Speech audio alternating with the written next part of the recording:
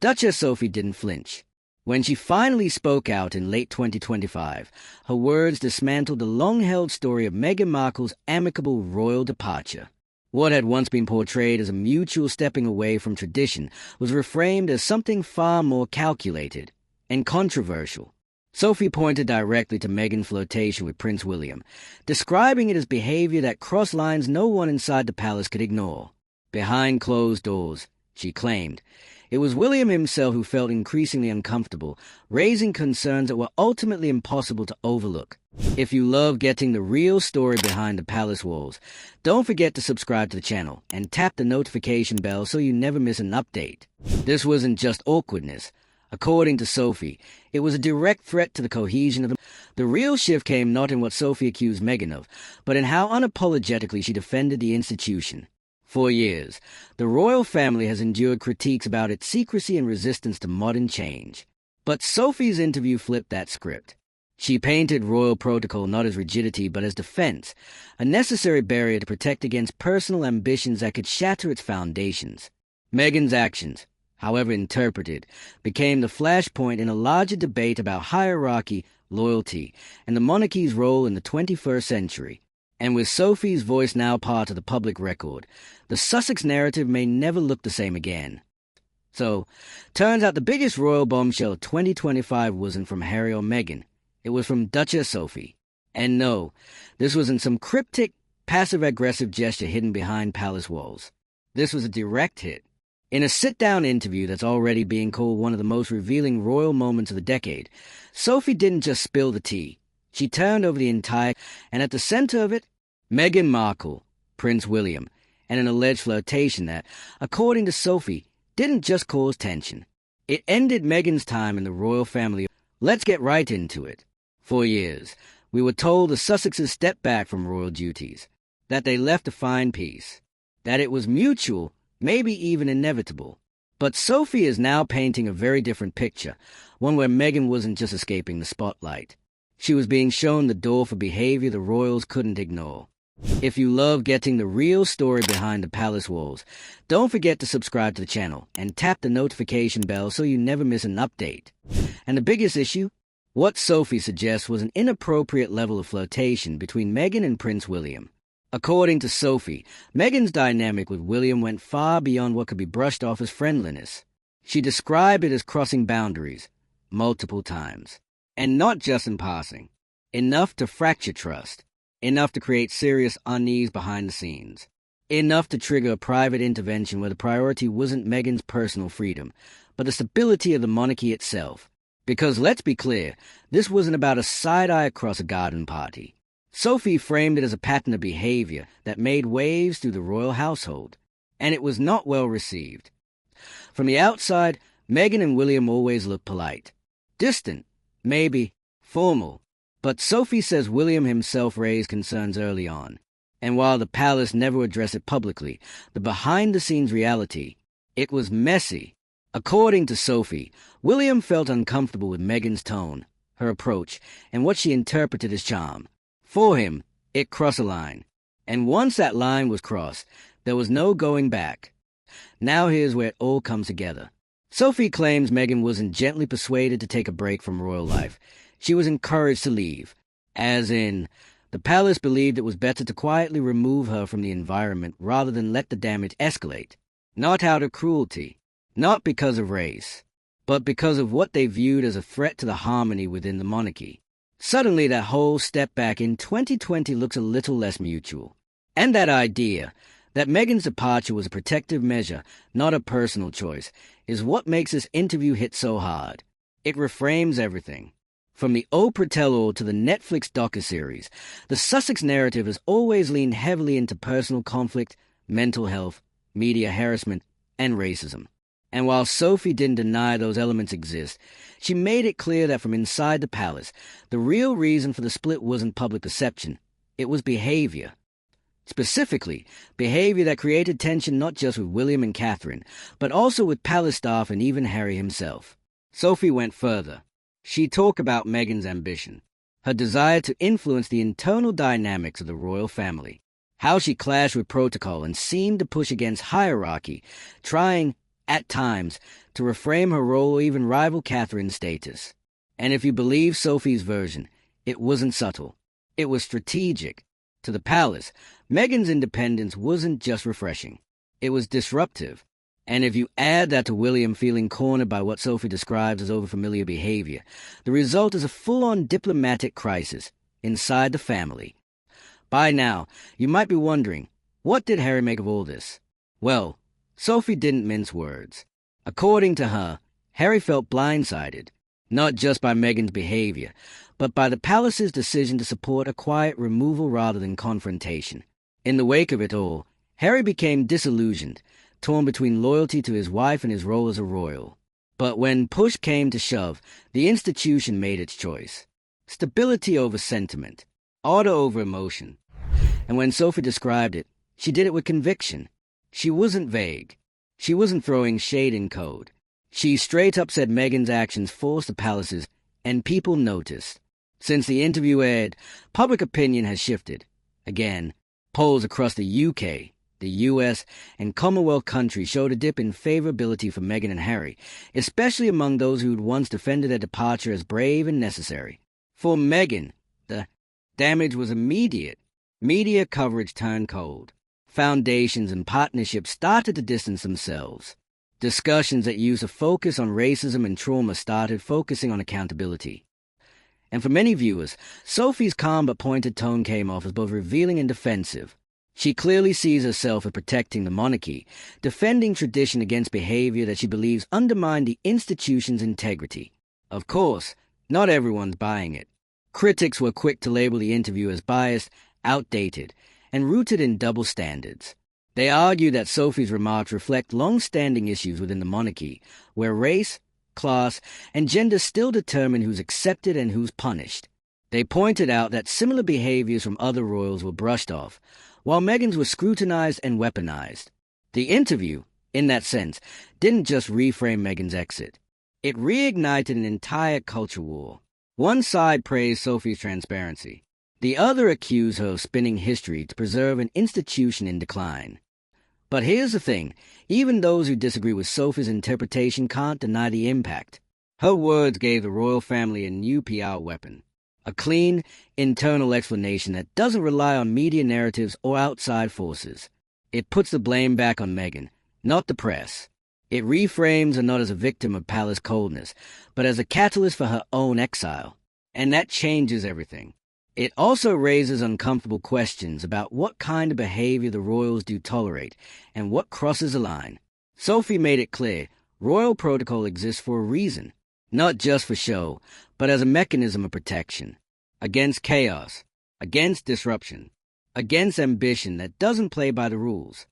PW, in other words, if you flirt with a future king, even if you think it's harmless and that flirtation is perceived as a threat, you're out, no matter who you are. And that's the underlying message here. Sophie didn't just expose personal drama. She laid bare how the monarchy handles internal conflict. Quietly, efficiently, and without room for personalities that don't conform. She didn't soften the blow, either. She called Meghan's ambitions destabilizing. She emphasized William's discomfort. She stressed how Catherine kept her composure. And she pointed to Harry as a man caught in the wreckage of his wife's decisions. By the time the interview ended, one thing was clear. The palace didn't push Meghan out because she was American, or biracial, or a former actress. They pushed her out because they didn't trust her.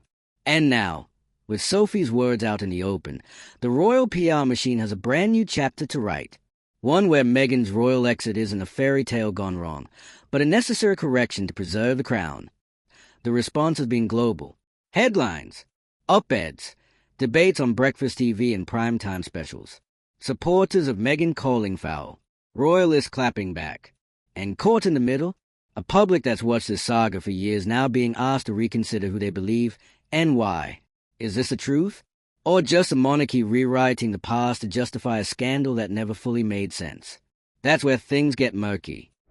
But one thing's certain, Sophie's interview has changed the game. Whether you think she's defending outdated tradition or finally saying what everyone behind palace walls was too scared to admit, her version is now part of the official narrative. And it's not going anywhere. So, what do you think? Was Meghan unfairly painted as a villain? Or was Sophie just the first one brave enough to tell the story from inside? Hit the comments with your take.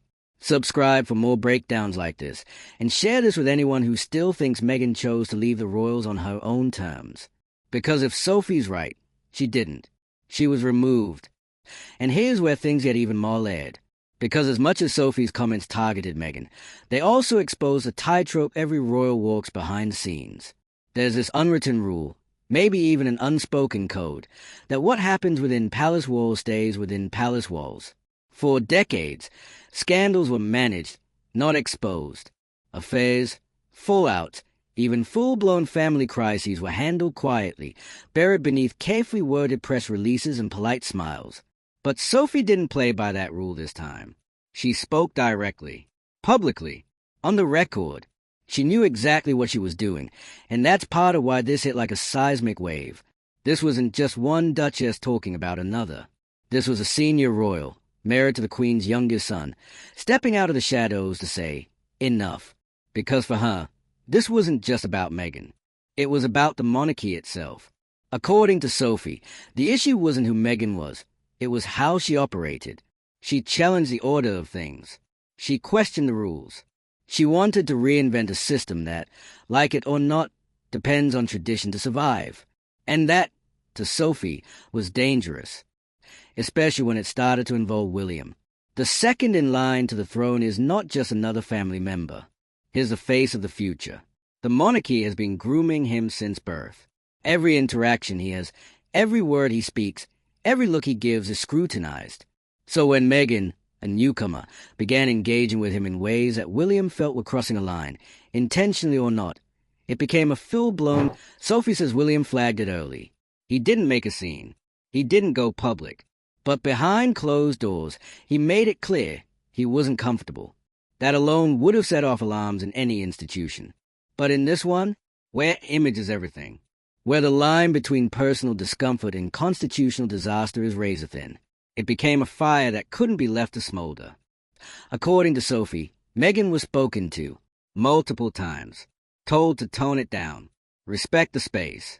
But the behavior didn't stop. Whether she didn't see the issue or didn't agree there was one, the tension only got worse. And William, caught between personal boundaries and public decorum, reportedly started pulling away. He distanced himself, not just physically, but emotionally. The warm, if slightly formal, camaraderie between the two couples, gone. And Sophie claims that rift didn't just damage family ties, it shook the royal machine. Because now, it wasn't just about Meghan and Harry's future. It was about protecting the crown's most vital player, William. That's when the decision was made, not publicly, not formally, but internally. Meghan's continued presence was seen as a liability. Her rapport with the media, her ability to command attention, her refusal to fully submit to royal pecking order, it all added up. She had to go. Of course, the exit was presented as a mutual decision, a desire for independence, for privacy. But according to Sophie, that narrative was crafted after the real one. A soft landing, meant to avoid humiliation. A way out that looked like choice, but was actually a carefully managed extraction. And that changes how we look at everything that followed. The Oprah interview, the Spotify deal, the Netflix documentaries. All of it seemed, at the time, like retaliation. Like Meghan and Harry finally speaking their truth. But if Sophie's account holds, it wasn't a battle. They were already out. Their side of the story was a postscript, not a protest. And that brings us to Harry. Sophie didn't throw him under the bus. In fact, she described him with something that almost sounded like pity. She called him torn, loyal, struggling to reconcile love and legacy. In her eyes, Harry was caught in a war he didn't stop but couldn't stop. He believed Meghan. He trusted her version of events. And when things started going south, he stood by her, even as it meant turning his back on the only life he'd ever known. But Sophie made it clear, loyalty doesn't erase consequences. By aligning himself with Meghan, Harry effectively placed himself outside the palace's protection. The moment he stepped away with her, he stopped being a senior royal and started being something else. A figure caught between two worlds. And the longer he stayed out, the harder it became to return.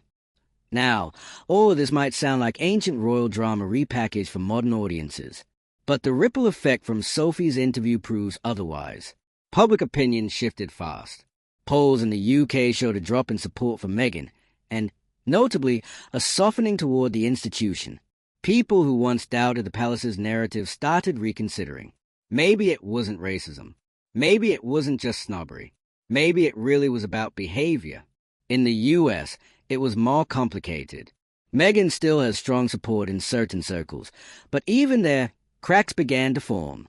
The idea that the palace might have acted out of self-preservation rather than prejudice forced a re-evaluation of the story many had accepted at face value. And then there's Catherine. While she didn't speak in the interview, Sophie brought her up multiple times, not to stir drama, but to highlight how she responded to Meghan's presence. According to Sophie, Catherine remained composed, even as tensions rose. She didn't lash out. She didn't compete. She simply held her ground, playing the long game. And it worked, because now, with Meghan gone and the palace standing firm, Catherine's image has never been stronger. Grace under pressure. Loyalty to the crown. The embodiment of duty over drama. Sophie contrasted that with Meghan's approach. Bold, assertive, emotional, outspoken. Not inherently wrong, but in the royal world, risky, and ultimately not survivable. The bigger takeaway here isn't just that Meghan was removed. It's that her removal was, in the palace's eyes, necessary. To protect William.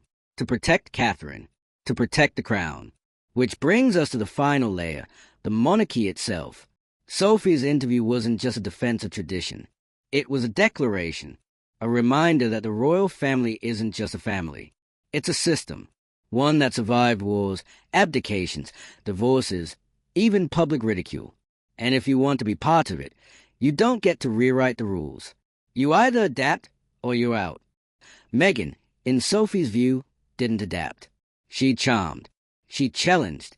She brought charisma and disruption in equal measure.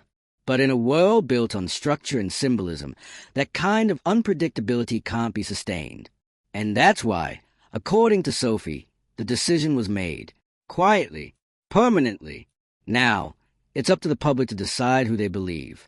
Was Meghan unfairly pushed out for being different? Or was she a disruptor who underestimated the power of the system she joined? Whatever your answer, one thing is clear. This story isn't over. Not by a long shot. And if this interview is any sign of what's to come, we're about to see a whole new chapter of royal reckoning unfold in real time. And just when you thought the drama had peaked, Sophie's revelation sparked a fresh wave of international fallout that no one in the palace could fully contain, even with decades of polished crisis management behind them. Because here's the thing, royal scandals don't stay royal. They ripple into politics, philanthropy, culture, and media. And once Sophie cracked open the truth behind Meghan's departure, it lit a match that exposed not just personal failures, but systemic fractures inside one of the oldest institutions across the Commonwealth. Debates reignited.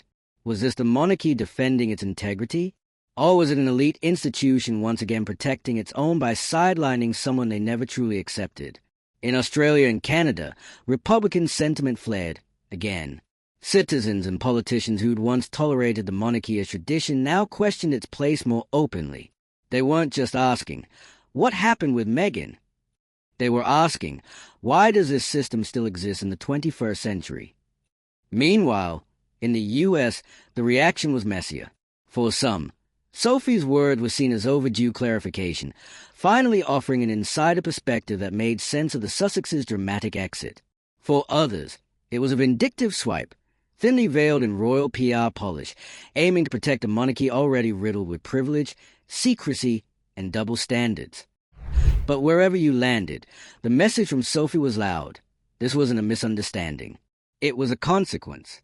And at the center of it all was that alleged flirtation. That subtle but seismic crack in the royal facade. Sophie didn't present it as scandalous in the tabloid sense. She wasn't interested in sensationalizing Meghan and William. What she emphasized, repeatedly, was the impact, the way it affected trust, the way it shifted power dynamics, the way it changed how everyone in the room looked at Meghan. Because even if it was innocent in intent, perception is everything in a world built on image. And according to Sophie, that perception was damaging enough to justify a palace-backed exit strategy. Let's be honest, this isn't a new pattern for the firm. When someone becomes too unpredictable, too polarizing, too loud for the role they've been assigned, they are quietly phased out. Whether it's a royal spouse or a disgraced peer, the system doesn't argue. It edits.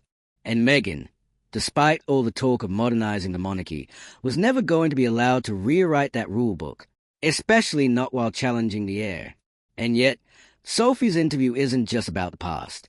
It's a warning, a message to anyone watching the royals thinking they can come in and shake things up. You don't change the monarchy.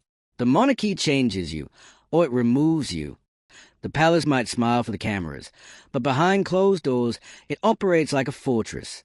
And according to Sophie, when Meghan pushed too far, when she tried to build her own path, sidestepped protocol, and got a little too close to the future king, the decision was already made. She wasn't pushed to the edge. She was cut off completely. And that makes the silence since even more. Meghan and Harry haven't responded publicly to Sophie's claims. No press statements. No reactive interviews. But insiders say the damage is done. Funding for their philanthropic projects has slowed. Media partners are treading carefully. And while Harry remains publicly loyal, those closest to the situation suggest he's deeply conflicted. Again. Because if Sophie's telling the truth, then Harry's trust was broken not just by the palace, but potentially by Meghan, too. That's a reality no one in their camp wants to face. But the shadow it casts, it's long. And this isn't just about whether Meghan flirted with William. It's about whether Meghan knowingly played a role in destabilizing the very structure she claimed to be victimized by. Whether her exit was truly about self-preservation or quietly enforced exile. And if Sophie's version sticks, which it already is, in royal-adjacent circles, then we may be watching the final unraveling of the Sussex brand as we know it. The story has always been about two sides, victim versus institution. Sophie just threw a third narrative into the mix, one where actions have consequences, and the real drama isn't about who said what to Oprah, but what happened before the cameras ever rolled. So, here we are. The fairy tale has officially become a courtroom drama, and Sophie might have just delivered the most devastating testimony yet. If you've been riding this roller coaster from the start, you already know how many times the public's been asked to pick a side. But this time, the stakes feel different. The cracks feel permanent, and the royals aren't pretending anymore. So, what do you believe? Was Meghan the modernizer who threatened the old guard? Or was she the chaos the palace had to quietly remove before things blew up in public? Drop your thoughts below. Make sure you're subscribed so you don't miss the next twist, because with this family, there's always another chapter coming.